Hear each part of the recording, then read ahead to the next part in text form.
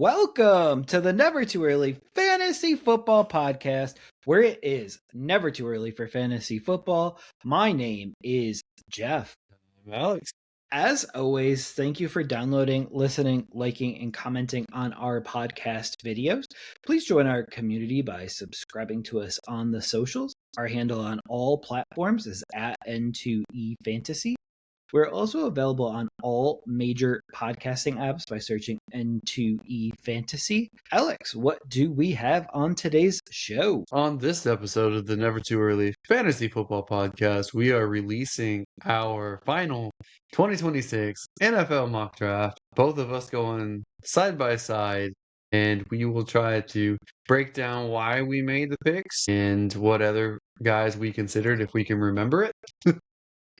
Because I know we did this at different points, Jeff. But first, let's go into the league news and just do a quick wrap up of what went on this week. Jeff, what do we have first? So we have the Cowboys and kicker Brandon Aubrey agreeing to a 4-year deal, making him the highest paid kicker in the league. So finally an end to that stalemate, and it looks like Brandon Aubrey will be sticking around. Yeah, I felt like this was inevitable, and the Cowboys like to overpay players, but in this case, that's as reasonable as the deals you can hope for both the Cowboys and for Aubrey himself. Absolutely. And then we have a old friend coming back around. Odell Beckham Jr. had a physical with the Giants and could sign with them post-draft. He was their first-round pick in 2014 and is 33 years old currently. So do you believe that Odell Beckham Jr. will be back with the Giants post-NFL draft? Yeah, I think that there's a strong case for that. Perfect. It'd be really cool to see. He's 33 though. Not many receivers produce at 33. But speaking of the Giants, they acquired the Bengals' 10th pick in the draft for defensive lineman Dexter Lawrence going to the Bengals, and that effectively messes up everyone's mock drafts to that point. So kudos to everyone that has spent time mock drafting prior to Saturday evening's trade. And a fun fact, Lawrence was drafted with the pick they acquired when they traded Beckham to the Browns. So that pick that they got back from the Browns was used to select Lawrence. And now that Lawrence is gone and shipped out, it's time to bring Beckham back. Pretty interesting fun fact. Yeah. I'm surprised that they were able to get a top 10 pick for Dexter Lawrence, who's 28, gonna be 29 during the season. And knowing that the Bengals are cheap and they'd have to pay him, they just gave him a 1-year extension, so he effectively has a 3-year deal, which I guess makes sense for both parties involved. And he said that he left the Giants not because they wouldn't pay him more, but because of he didn't like the general manager. Oh. Oops.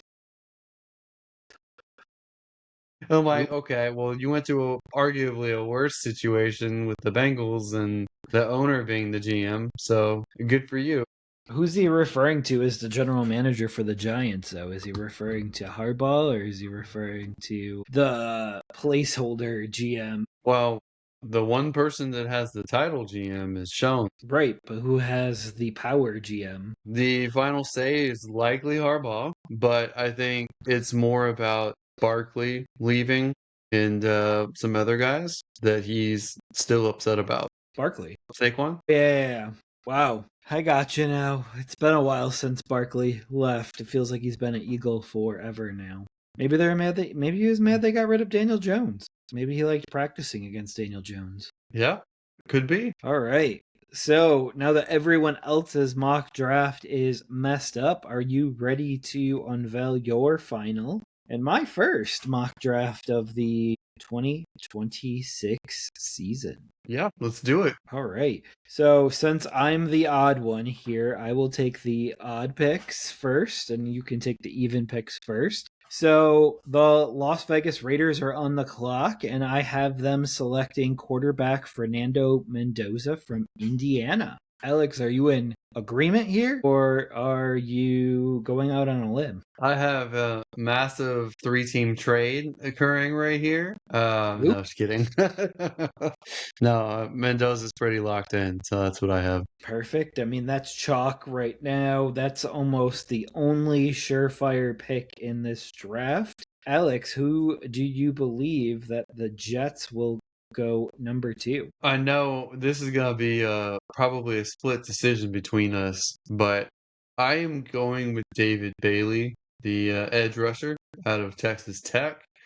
Uh, it makes more sense to have someone who is actually an edge rusher go here and actually had production as an edge rusher. He's the more sure thing. I think it's difficult to have an off-ball linebacker be a top five pick these days, and yet it's likely still to happen. I just think the Jets need someone who's ready to actually rush the passer now. So I'm going David Bailey. All right, that is interesting. They did cancel their top 30 visit with him, and I know some would say that it's not a big deal, but it does mean something. And I am going to go Arvell Reese from Ohio State. I think he's being listed as an edge slash linebacker at this point, so he's probably more comfortable at linebacker. He wants to be an edge, but he was used as an off-ball linebacker for the most part. See, you know way more than I do. You But I follow. mean, those Don't cut those that are clip. those are really the only two guys that are linked to the Jets right now at number two, and it really is a coin flip. Everyone in the medias are all 50-50. But another thing why I would go David Bailey is because they canceled their 30 visit, and there's never been an instance of a canceled 30 visit where the team hasn't gone ahead and picked that player. So if the Jets Really? went with Reese instead of Bailey, that would be a first. All right. I mean, the Jets have a lot of firsts, so let's not. Yeah, Jets are fully capable of making a bad decision here. All right. So number three, there's a lot of smoke here. There's a trade possible here, but I'm gonna go with the Cardinals not getting enough at this pick here to trade it. And they will take the edge rusher David Bailey out of Texas Tech that you just had go at number two. Normal years, I wouldn't have an off-ball linebacker in the top five. This is not a normal year, and this kind of is an indictment of how this draft is shaking out, or it's a sign that the off-ball linebackers are good enough to break the norm. But I have Arvell Reese going here. So we are flip-flopped at 2 and 3. There is a chance that Arizona isn't the one taking Arvell Reese here, but I think this is the spot Arvell Reese goes. And I agree. I don't really see anyone coming up for him. I think Yeah. everyone in the top 10 is reasonably comfortable with their spot and might just sit and see how the board shakes out. Agree there. And yeah, you'd have to come up with a considerable amount of capital to move up 10 or even 5 spots at this point in the draft. And I don't think Arizona's going to be happy with the offers that they get. And they may get offers, but who do you have going at number four with the Tennessee Titans on the clock? This has been telegraphed. And I don't really see it changing, but I have Jeremiah Love, the running back out of Notre Dame, going here for the Titans. I know Sonny Styles is in the mix for them. I know at some point they might need an offensive lineman, but they have drafted a first round offensive lineman basically every year over the past 5 years, and it's not quite worked out. So I don't think that they will do it this time.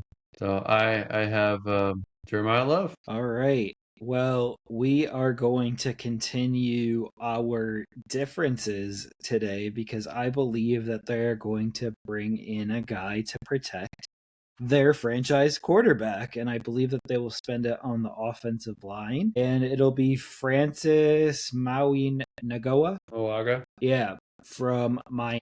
All right. He does have a slight medical concern that may need surgery, so I can see him slip. And I kind of have him slide on mine, but if teams are okay with the medicals, he could easily be, in the top 5, top 10 in contention. Absolutely.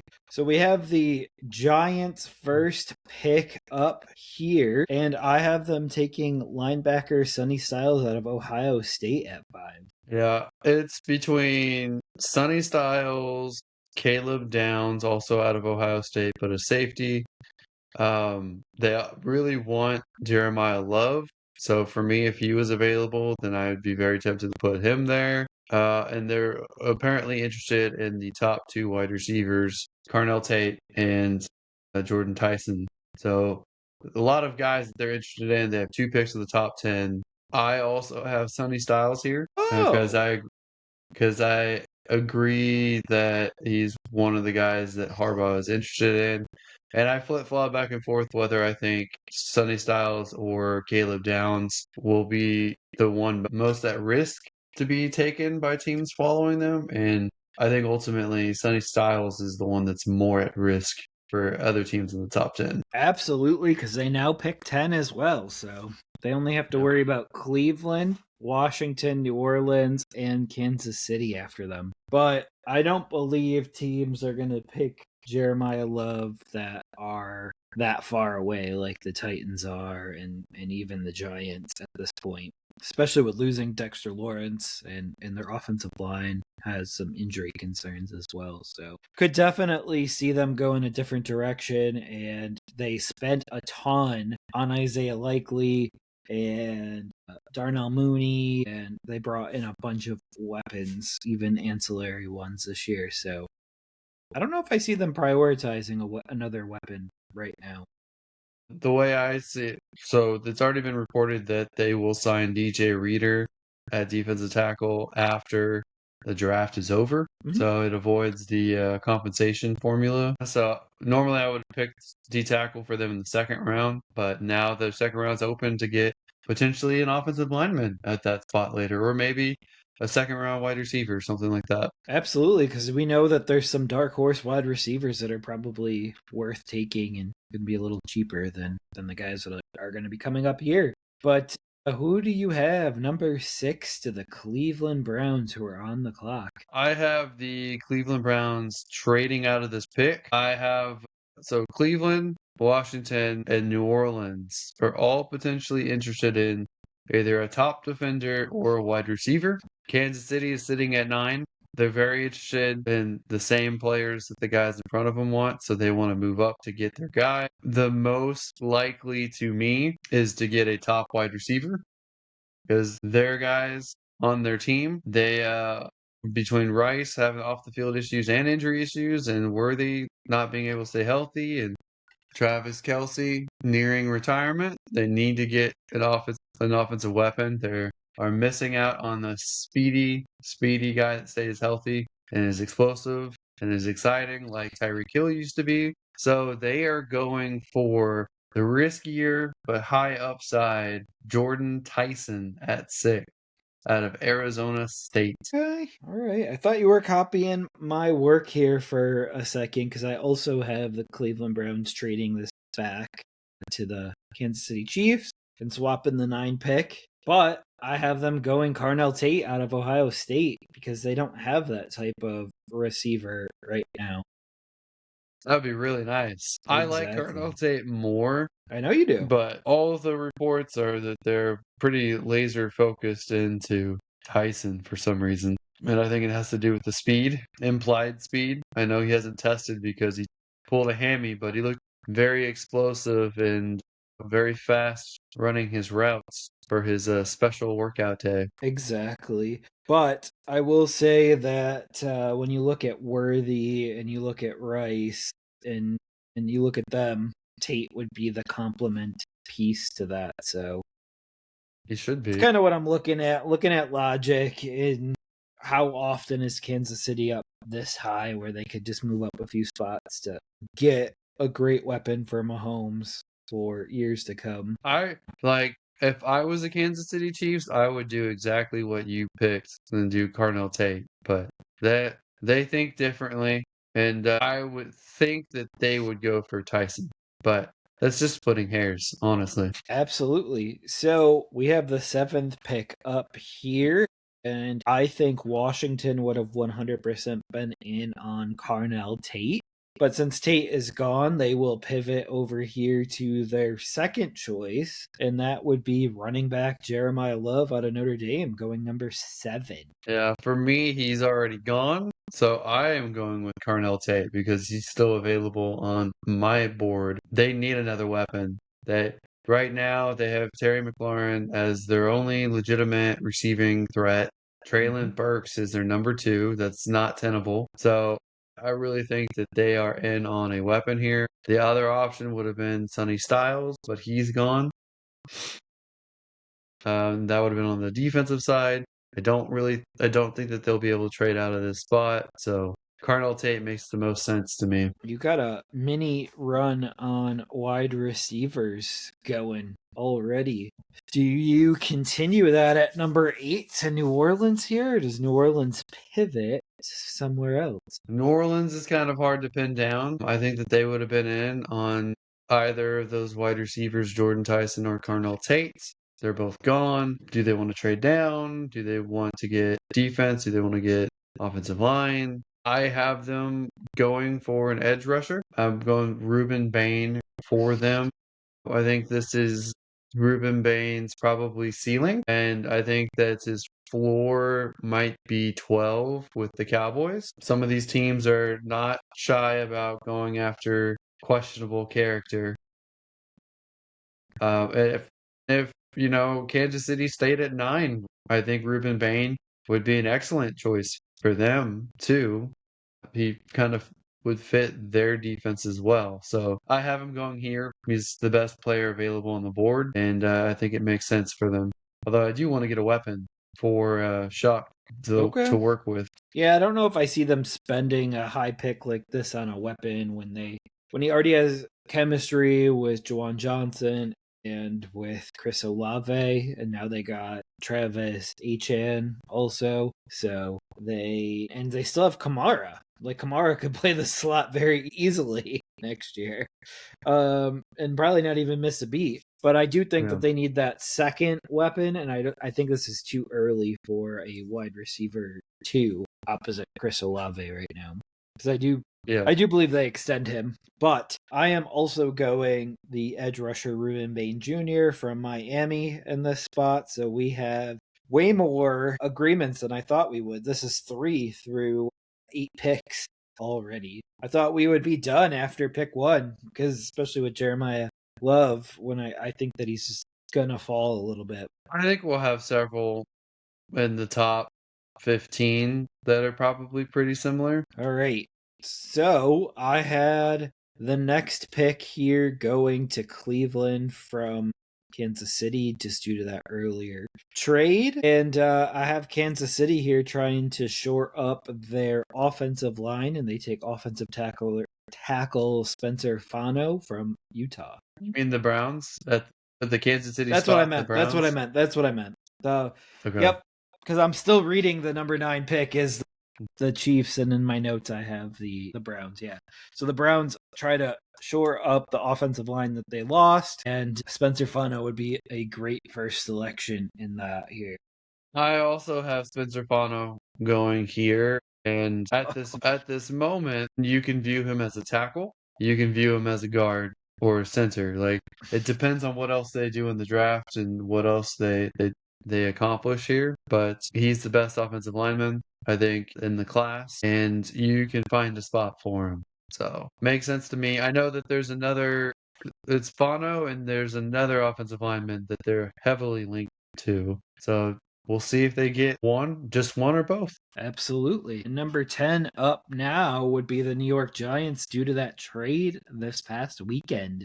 And I know who you're taking here, because you were just saying that they were hoping that this guy would be available, unless you're going to throw a curveball here at me. So from what's left of their interests, it would be Caleb Downs, the safety out of Ohio State, or they could pivot and go a shutdown corner with Mansour Delaney, the cornerback out of LSU. I have them sticking with Caleb Downs. It gives them the Kyle Hamilton of their defense. Kind of reminds Harbaugh of the best of the Ravens. So I think that is what they do here. That's where I have them going as well, and it's 2 Ohio State guys that they get. So there is some continuity bleeding over as well, which isn't always a great thing, but sure can't hurt either. And so I think we both have 1, 2, 3, 4 Ohio State guys going in the top 10. Yeah, that is correct. All right. Well, I have the Rams trading up with the Miami Dolphins here. So they're going to trade up 2 spots to hop ahead of the Dallas Cowboys. And they're going to take Mansour Delaney out of LSU. I know they traded for a corner, but it's always been a weak spot in the McVay offense. So just put a couple of bites at the apple here. They have both of Kansas City's 2025 starters. So they signed one in free agency and they traded for the other one. And then I think they also still have one of their previous starters also on the team. So I think that they're set at corner. But I also have Mansour Delaney here, and I have him staying with the Dolphins here because the Dolphins need help everywhere, pretty much. They sure do. That's why I had them trading back a couple of picks. And I had the Rams just hopping the Cowboys here to grab the shutdown corner. So even though that they put some resources at it, when you have a guy this good at the corner position, you got to still jump at it. All right. And the Dolphins can't hurt acquiring an extra pick or two, especially with how bare bones that they are right now. Yeah, it's entirely possible. Absolutely, and the Rams could trade up and grab another person in front of the Cowboys, but that's the one that came to mind. But so you have the Dolphins keeping the pick and the same player. So same player, different teams. All right, at number 12, the Dallas Cowboys stayed here despite people trying to start rumors that they were trying to trade up. And I have them taking the next available corner, and that is Jermod McCoy out of Tennessee. Missed all of last year due to injury, but is going to be back, and he has the potential to be potentially another shutdown corner. So they desperately need that. Their top safety is off the board. The running back that they might want is off the board. Styles and Reese are off the board. There's not really an edge worth it at this spot. So corner makes sense here. Absolutely. I mean, there is rumors that came out that recently on McCoy that he may need a second procedure. So we will keep an eye on that and see if that makes him fall down boards over the next 48 hours or so. All right. So I have the Cowboys sticking here and going safety, and they're going to take Dylan Thiemann from Oregon. I'm mixed on him because sometimes I think he is a first round worthy, and other times I don't. And previous Cowboys mocks move. have had him go in the middle of the first round. This one, he ended up not making my first round, and I think that probably is a shocker to people. But I don't think the NFL teams are potentially as high on these safeties as NFL media are. So I think I would have put him either with the Eagles at 23. I know everyone's favorite spot is 18 with the Vikings to replace Harrison. And also the Bills at 26 would have been decent spots for him. But he ended up not making my first round. Well, on to my 13th pick. This pick went to the Miami Dolphins from the Rams, which was originally Atlanta's pick. And they select wide receiver Mekhi Lemon out of USC to give Malik Willis a weapon, an actual weapon. I also have Mekhi Lemon here, but I have him going to the Rams. So we swapped them. But as far as the Dolphins, it really depends. Does the head coach and GM who came from the Green Bay system, do they buy into the avoid wide receivers in the first round rule, or are they their own people and they decide to go wide receiver if it's worth it? So Didn't they just take Matthew Golden last year? yeah, and that didn't really exactly work out. Yeah. but they just did it. Yeah, we'll What see if they happened to do the it again. first have 3 years? It didn't work out. Well, okay, well, I've been very clear. I don't think that he was first round caliber, and I think he was overdrafted. Not only was he overdrafted, he went to a team that was pretty deep at the wide receiver position. He had a lot of stuff to work on. I don't like drafting wide receiver prospects, like projects, in the first round. Projects don't go in the first round. They should not go in the first round. He had flashes, but ultimately did not look ready to play. But I like Makai Lemon a lot more than Golden, so it makes sense to break the rule for this guy. That is true. That is true. All right. You have up next with the 14th pick, the Las Vegas Raiders. Oh, wait. No, never mind. The Baltimore Ravens kept that pick. Should be the Raiders pick. Who do you have the Ravens here selecting with the Max Crosby pick? I have Ione here, the guard out of Penn State. They need an interior offensive lineman. They need a tackle. They need a corner. They need a D tackle. They need a lot of positions, surprisingly. And even wide receiver wouldn't necessarily be out of the question for them, or tight end. But Ione, I think he has the biggest upside to impact the team. And 14, I think, is a good spot for the best guard in this draft. Someone who some people think is the best offensive lineman in this draft. So I think they would have preferred Fano because they could potentially move Fano to center, but he is long gone at this point. Agreed there. And you had just mentioned that they could go with a potential weapon, and I have them taking tight end Kenyon Sadiq here out of Oregon, and he will replace the Isaiah Likely role, also giving them a pass catcher and a weapon as well. So it's kind of a best of both worlds situation here. Wouldn't that just be brutal for fantasy? Like The way you the cookie almost crumbles. you almost couldn't draft him in the first round of rookie drafts. You could. Mark Andrews is ancient Yeah, but who knows when he's in finally tight, going away. in tight end years. Okay. All right. So we have Tampa Bay up here, and I have them taking the edge rusher Keldrick Falk out of Auburn. I can't wrap my head around the hype around this guy because he has barely any sack production in college, but he's very young. I know in Houston, the local sports guys talk about Danielle Hunter and how in college he didn't have much production, but as a pro, he's gotten a lot of sacks. So that is something, I mean, to keep an eye on. And I do think he is a versatile defensive lineman that can play edge or interior or move back and forth. And he's done both in college. So he's intriguing in that regard. And Tampa is one of those teams that could use him. I just don't know if I view him at 15 or if it would be better for them to take him in a trade down scenario. It is Maybe I'm wrong possible. about him. Maybe he is all that and everybody loves him. Well, as a Panthers fan, I hope he is not, and I hope they take him. All right. All right. At 15, I have the Buccaneers taking Kenyon Sadiq. They need to get another weapon. They lost Mike Evans. The other top wide receivers are gone. They do have Godwin, who likely isn't staying that long with them. They have Egbuka. They have McMillan. So they're good, a reasonably good spot with wide receivers. Otten is okay, but they could certainly use an upgrade over him. And Absolutely. They just brought him back. Sadiq is also a decent blocker, but why not have two usable tight ends and three wide receivers?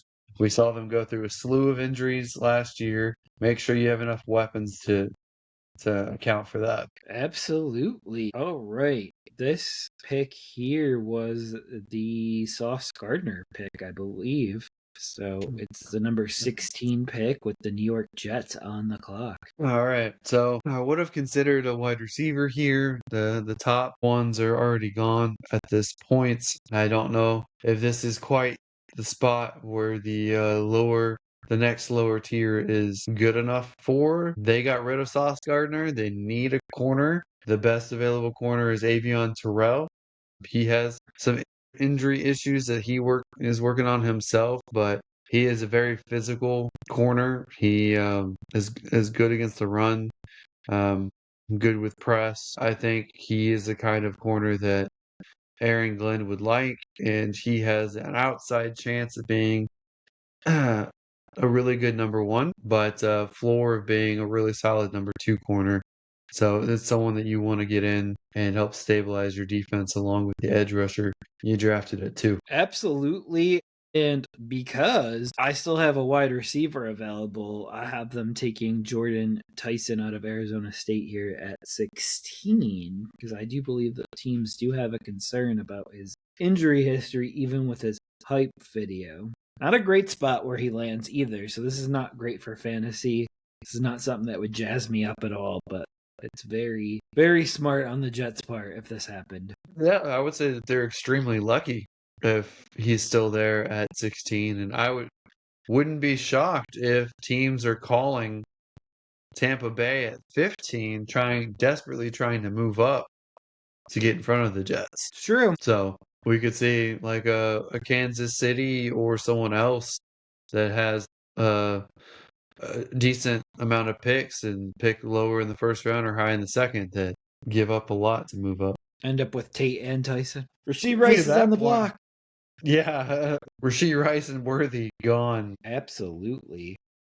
All right, so that gets us to our 17th pick here with the Detroit Lions. And I pinpointed that the offensive line is a place where they need some serious help. So we're going offensive lineman Monroe Freeling from Georgia here. I also have offensive linemen here for them, but they can't believe their luck. This Mauloga is still available. They end his fall, and they move Penei Sewell to left tackle, which they are internally discussing depending on how the draft goes.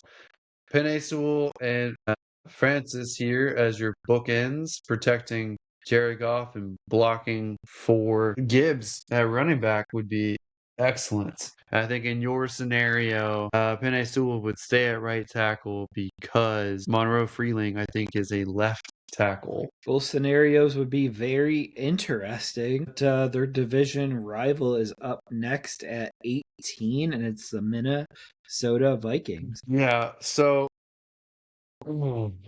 I have the Vikings doing something different, and I'm trying to remember a name real quick. Okay, so right now, Minnesota still has Dallas Turner and Jonathan Greenard at edge rusher, but they are rumored to be potentially trading Jonathan Greenard to the Philadelphia Eagles at some point, whether during the draft or whether after the draft. I can see him go, and if that's the case, they need to have an edge rusher to replace him. So I have them going Akeem Messidor out of Miami.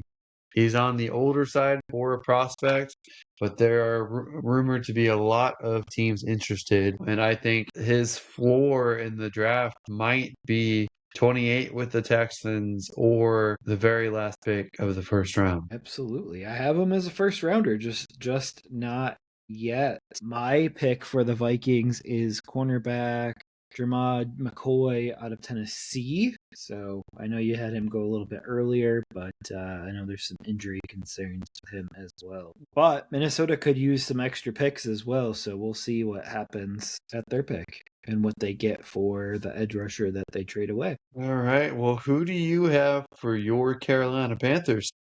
I have them going defensive tackle Peter Woods out of Clemson. Interesting. He was someone that a year ago people would have thought would have been a top 5 pick, but Clemson as a whole had a very down year, and now he's considered, border of round 1, round 2, but people could still bite on his upside. So I mean, that is a solid option. I went offense here, and I drafted one of your favorite wide receivers, Casey Concepcion. Yeah, because I think out of the guys that they have, they don't really have a super speedster, very explosive guy. So I can see them getting someone like KC at this spot, kind of open up their offense. get Bryce Young some yards after the catch. That's the opposite of what Tet McMillan does. Tet does not get any yak. I think he would struggle to get on the field, though, with Jalen Coker solidified as the number 2 at this point. And I'm not sure Bryce Young is a down the field thrower. Well, you can be a down the field thrower to Tat, who's going to catch your contested balls. I think Coker could move to the slot, or you can have KC as a speed slot. Again, it's more about spreading out the defenses or getting yards after the catch. So you want to manufacture touches for KC Concepcion to be able to make a play and not rely on Bryce throwing deep. Absolutely. We will see, but Peter Woods in my scenario would go complete that defensive line with Derek Brown, and they signed a massive deal to an edge in the offseason. So that defensive line would be pretty ridiculous at that point. So we'll see. I know they did the last 2 first-round picks on wide receivers. I am not crazy about spending 3 in a row on wide receiver, even if it's fun and would be a nice addition. But I don't have Concepcion in the first round, to be honest. For me, I don't view him as a first-round talent personally. So I would concur. I would think talent-wise, I think he's a day 2 prospect. But some people will see it differently, and I think he'll get drafted in the first round. Absolutely. All right. Your 20th pick here. I think the Dallas Cowboys picked up this pick via Micah Parsons trade. So who do you have Dallas here picking with their second first-round pick? So I have Cleveland moving up from 24 to get to 20 to ensure that they get their other offensive line prospect, Caden Proctor, out of Alabama. Both Caden Proctor and Spencer Fano now could play tackle or guard depending on the scheme this year and how things fit. So I think that they have now, with their signings and with these 2 guys, pretty much solidified their offensive line and give their young quarterbacks or Deshaun Watson a chance to throw the ball downfield. So you got Caden Proctor going to the Browns at 20. I have the Cowboys staying pat, and I have them taking linebacker CJ Allen out of Georgia here. What are your thoughts there? I think that's in the realm of possibility that maybe someone who the Cowboys are targeting later in a trade down, because I really think that you want to avoid taking them at 20 if you can. But I mean, Cowboys are known to just stay pat sometimes and just take the guy that they want, regardless of value. So totally within the realm of possibility that they take him, and I think he probably is high up on their board. So reasonable take. All right. Well, this is going to be more than a reasonable take here at 21 with the Pittsburgh Steelers. For me, I have them taking guard, which you think is the best offensive lineman in the draft, Vega Ione from Penn State. And yeah, he goes at 21. I mean, I think that would be a steal if he's there at 21. And you never know, with him being a guard, they might value him lower in the draft based off positional value, but we already have safeties and linebackers going at a high level. Be a steal if he's there. I do think offensive line is one of their top priorities, and for that reason, I have Monroe Freeling going there as a physical freak that needs some refinement. That kind of fits exactly what the Steelers have been doing. And he's someone that I absolutely could see him going earlier than this point. He's just the way the board shook out. He's the top guy available at this point. They are rumored to be a dark horse in on the Ty Simpson experiment. I just can't buy Ty Simpson going at 21. And I don't necessarily see the Steelers trading down. So offensive line it is. All right. Right. Yeah, absolutely. It'd be more than a steal for Ione. It would be a stealer. All right. At number 22, I have the Chargers staying pat here. There's not really an offensive guy I feel is a good value for them at this spot that fits their scheme. So I am going defense, and I am going Keldrick Falk here because I think he could either play edge or he could play another spot in the defensive line for the Chargers. They need interior and edge both, in my opinion, as well as interior offensive line if they can find someone they like. Absolutely. I am going with the edge theme here for the Chargers as well, and I have them taking TJ Parker. TJ Parker didn't make the first round for me this time. He has in a lot of other mocks. So he's one of those borderline round one, round two guys that could easily go either. So, I mean, I can see it. They definitely need the defensive help. Absolutely. And then 23, the Philadelphia Eagles take offensive lineman Caden Proctor from Alabama here. Time to start rebuilding that offensive line. I have a different offensive lineman here. I have Max Iomancher. I can't say his last name. Max I from Arizona State. That's interesting. We both picked the same position. Yeah.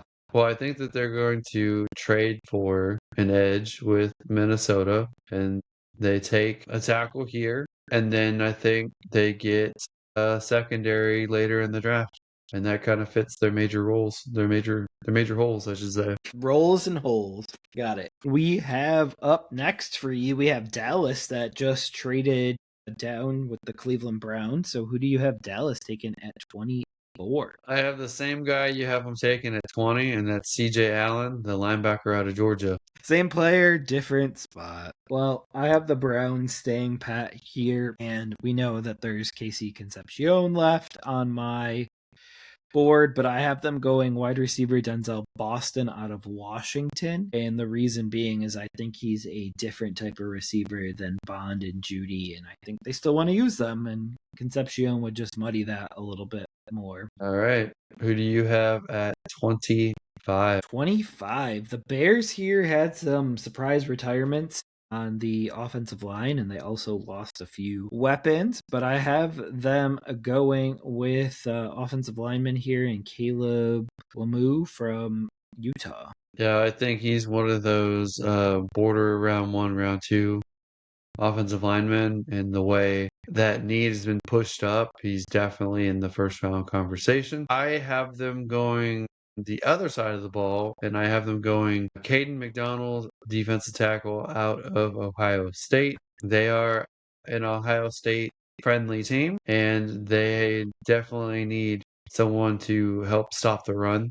So I think he fits them pretty well. All right. Who do you have? The Buffalo Bills taking at 26. Well, if I had them stay here, safety Dylan Thieneman would have been the perfect pick for them, as well as CJ Allen. Thieneman would have been very reminiscent of what the new defensive coordinator, Jim Leonhard, would think of himself when he played. But I have them trading down so that they get an additional day two pick. So they'll have a second round and a third round pick coming from the Arizona Cardinals, Okay. who trade up to get quarterback Ty Simpson out of Alabama. All right. And You got I two think quarterbacks.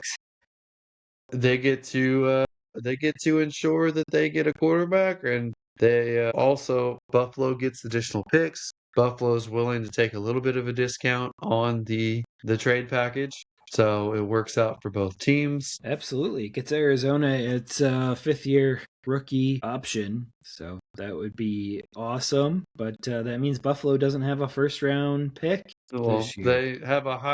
they get a high second, so I don't think that they'll be upset. And they're no strangers to trading out of the first round for a high second. Absolutely. We'll see if Joe Brady gets any different say than Sean McDermott did. All right.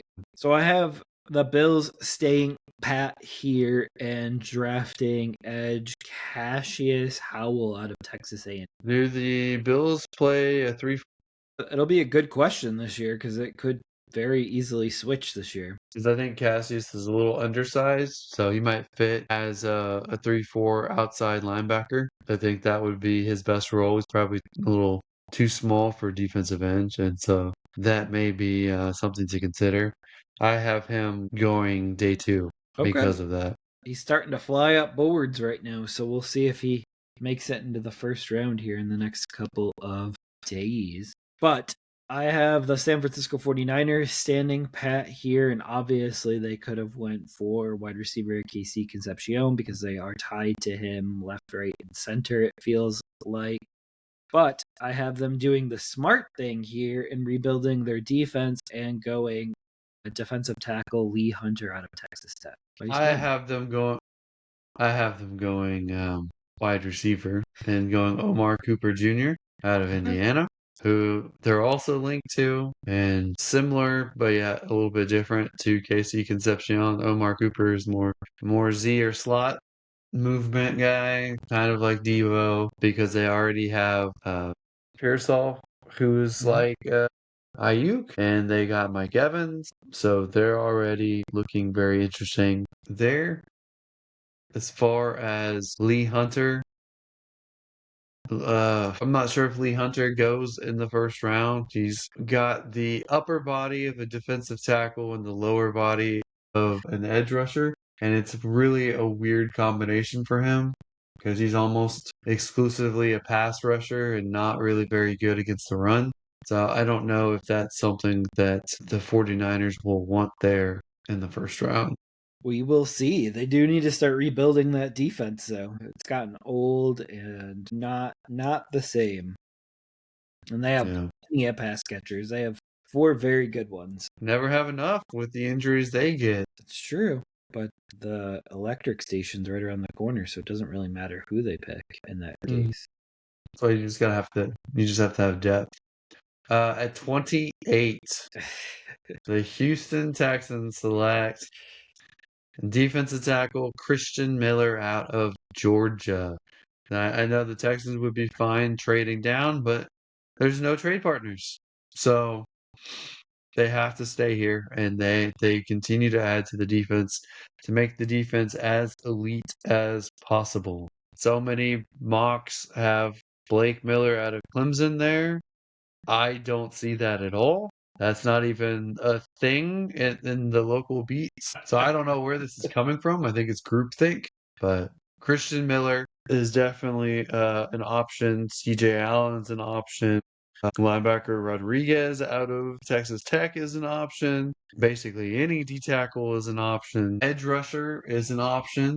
And even people are talking about corner as well. So dark horse wide receiver. Yeah, I didn't even have him on my board in my top round and a half. So, interestingly enough, that would just be beat writers, and you're following them. Is that what I'm hearing? I mean, I only follow people who are tuned in to their actual teams and are pretty reliable when it comes to that. Yeah, we all would admit, though, that beat writers now are doing their fair share of guesswork because they're trying to stay relevant in the 9 months that they don't have relevancy. I think national guys just groupthink or push forward agendas from agents or push forward smoke screens from teams. So all of it's murky and you don't know what's real and what's not, and you have to just use your best guess. I didn't hear about this guy until you just drafted him to your team. So you haven't heard about Christian Miller? He's arguably the best defensive tackle in this draft class. That's your first defensive tackle, isn't it? No, Caden McDonald. No, it's second. Well, I have Caden McDonald going to the Texans here at 28. Which is more than reasonable. Absolutely, especially if he starts to stumble and fall. But at number 29 here, the Kansas City Chiefs, who acquired this pick for a cornerback from the Rams, they select a cornerback here, and I have them taking Colton Hood from Tennessee. That's definitely a guy they are linked to, and I could see it either in the first round or with I think they had the pick 40 in the second round. He could also go there as well. So that is a strong selection. I think he's very likely to go to Kansas City. So that's a solid pick. I happen to have in my board, the 29th pick went to the Cleveland Browns as part of them moving up. So the Browns traded pick 39 in compensation.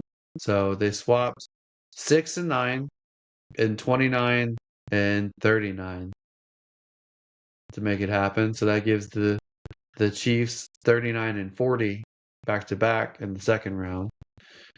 So I have the Browns taking Denzel Boston out of Washington. So same player, different pick as you. They don't really have the big body wide receiver. They don't really have the slot guy. So I think we're both. It's very intriguing that we both went this route for the Browns. Absolutely. I mean, obviously they're linked to Carnell Tate and everything like that, so it just makes a lot of sense. All right, number 30, the Jalen Waddle pick here that the Dolphins acquired from the Denver Broncos. Who you got him taking here? I have them going Caleb Lomu, the tackle out of Utah. Okay. He could play tackle. Maybe he could play guard for them, but they definitely need offensive line help. Perfect. And I have the Dolphins here selecting an edge rusher. Team Mesidor from Miami. So Miami guy stays in Miami. I know you have him a lot earlier at 18, but I have him going at 30, and I think you said his floor was 32 at Seattle. Yeah. Normal years, he would have been a second round pick because of his age. This is a weird draft. So I think the absolute highest I can see him go is 15 to the Buccaneers, but that feels too high. I think it's a really good pick for them there. It's just I don't think that they're ready to compete. Right. Will So he be there? yeah.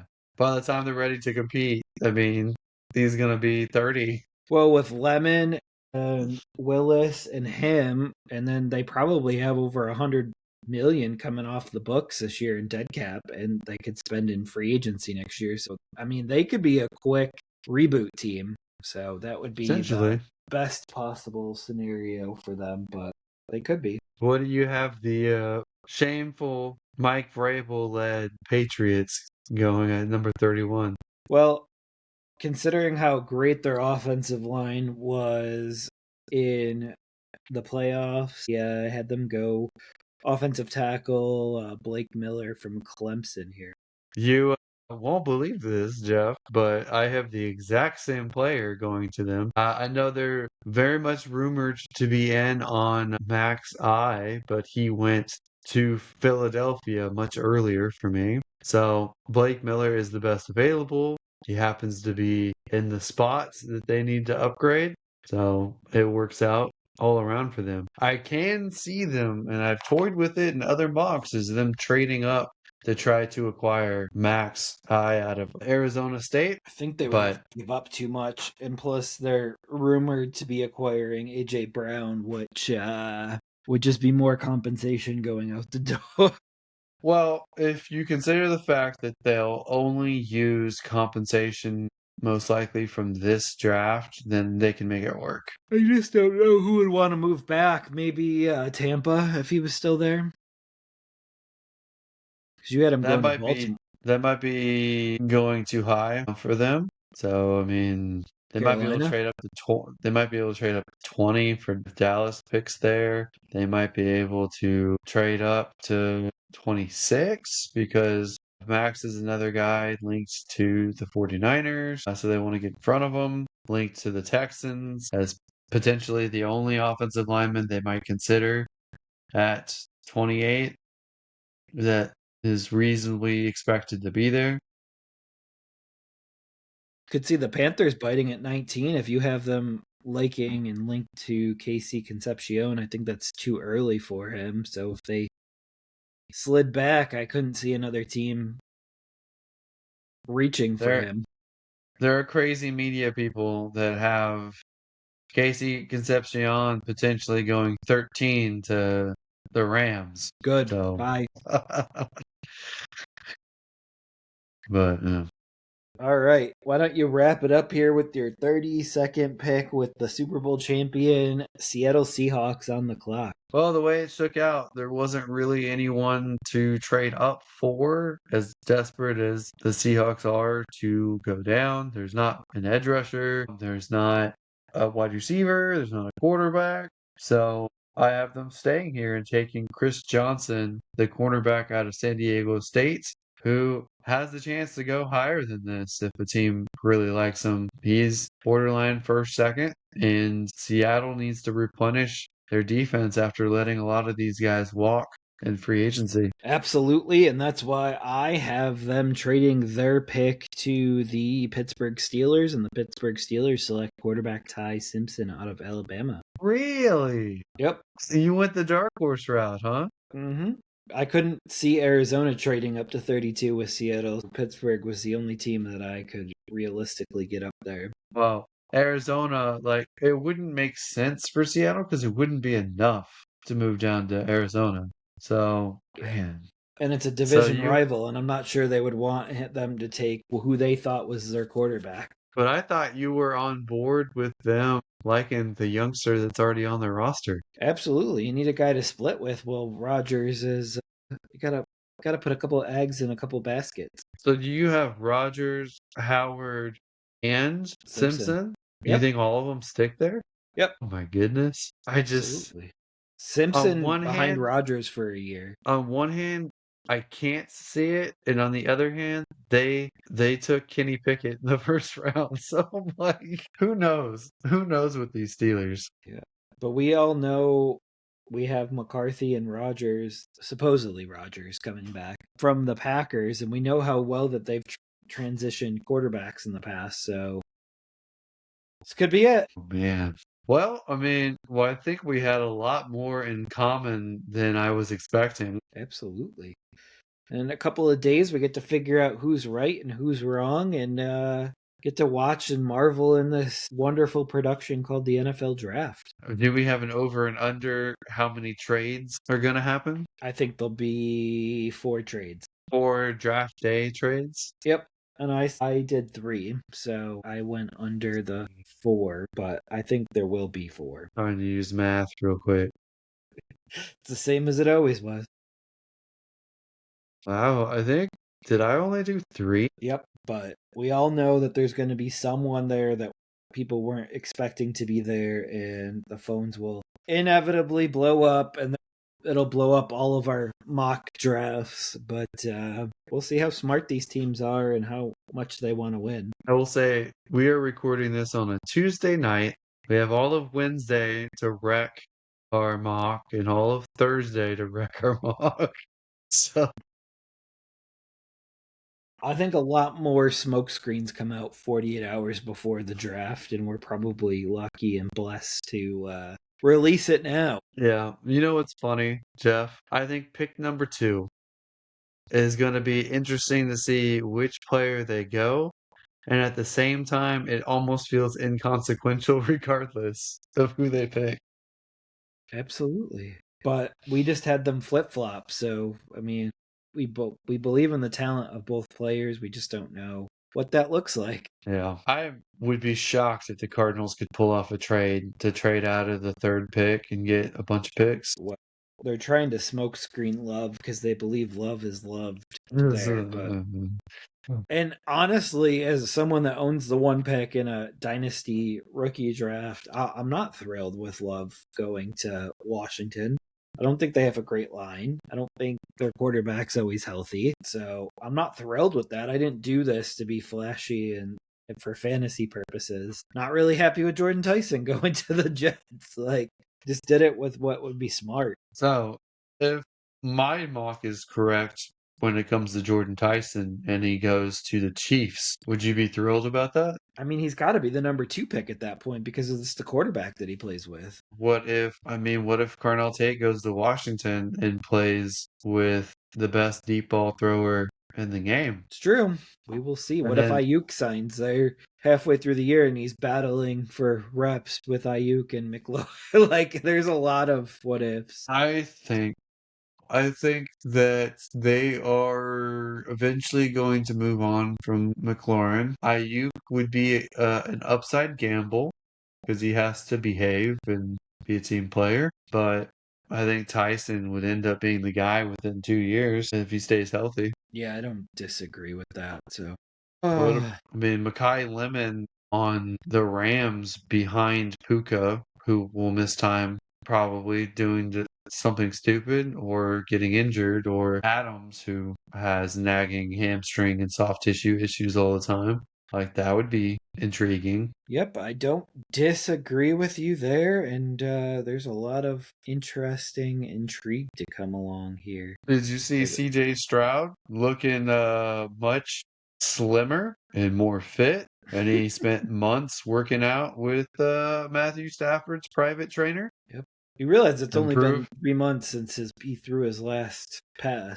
Hey, new look. He cut the hair. He slimmed down. He worked on his mechanics. I mean, new offensive line. We'll see. They cycled through their offensive line, though, like I cycled through food out of the refrigerator. They're keeping 3 of the same starters. They're just changing 2 spots. They're upgrading those spots. But on top of that, second year in Kaylee's system, and he just watched his fellow draft classmate, Will Anderson, get a massive contract that he could have gotten if he performed. So he has every incentive to actually try to do well. And we'll see if he earns his second contract or the Texans move on from him. We will see. Which way are you leaning right now? Because I feel like you buy right into the fandom. It's 50-50, man. Like, I can't unsee the playoff debacle and how he struggled this past year. It wasn't even the rest of his team's fault. Like, he made a lot of bad throws, poor mistakes. I can't unsee it, but I also have to have a certain level of optimism that he does look different. He does look like he's taking it seriously. Those are good signs. So, trying to be cautious and optimistic at the same time. Yeah, he just might not be talented enough to do it. So we'll see this year. It's all mental with him. He has the talent. It's all up here in him. Does he can he put it together or not? Well, then he better go find a good shrink and sort it all out. I don't think it's that. He needs the dial turned. And I hope that he has gone through the what's needed to turn that dial. Electric shock therapy. That's what I thought of when you did this and then turn the dial. All right. But I do know that you, more than me, buy into the fan hype around the team and the beat writers than I do, because I am still out on Bryce Young even after a playoff game that looked really well. I accurately predict the total amount of wins for the Texans on a consistent basis every year. You called the division title for them last year, too. Yeah. And they didn't win a division title. I mean, they were awfully close to it. You called Jacksonville, I think, the worst team in the division. And they are. They just got the new coach bump. Yep. They won the division. Who made it farther between the Jaguars and the Texans? The Texans. But you have to admit, though, that the Jaguars drawing the Buffalo Bills in the first game was not going to go well for them. Well, you have to admit that the Texans had a much more difficult strength of schedule. Oh yeah. Which we are going to do the schedule release in about 3 weeks. We have 2 episodes recapping the draft, one for each conference. And then we have the schedule release episode. Hopefully we'll be ready for us for that one. We can do our first run. Jeff gets more hyped about the schedule release than the actual draft, which blows my mind because I love the draft. I love it. Absolutely. This is the conclusion of the underwear Olympic season. And now we move on to what the season could look like now that teams are, would you say 95% complete at this point? Like, you might get the one-off trade like the AJ Brown trade, but I would say teams are about 95% complete come this time of the year after the draft and after undrafted free agents are signed. I would say at this moment, teams are like 85% complete. Then you have to do the draft.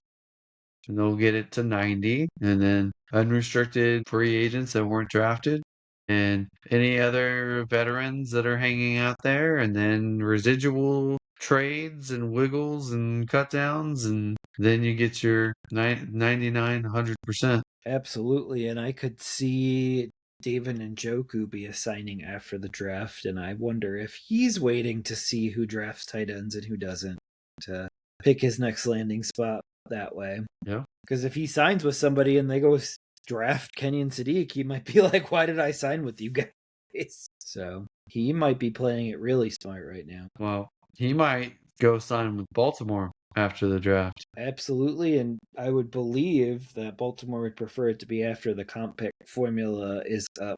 So they don't want to give their rival Cleveland Browns another draft pick. Yep. All right. Well, I think that does it for this episode of the Never Too Early Fantasy Football Podcast. Thank you all for downloading or listening to this episode, and please don't forget to like and subscribe. Please leave us a comment and share the show. Every little bit helps. You can find us on all podcasting apps by searching N2E Fantasy, and with our handle N2E Fantasy on all social media platforms. Please join our community and give us a follow. Until next time, take care of yourselves, and remember, it's truly never too early for fantasy football. Thank you again. Everybody.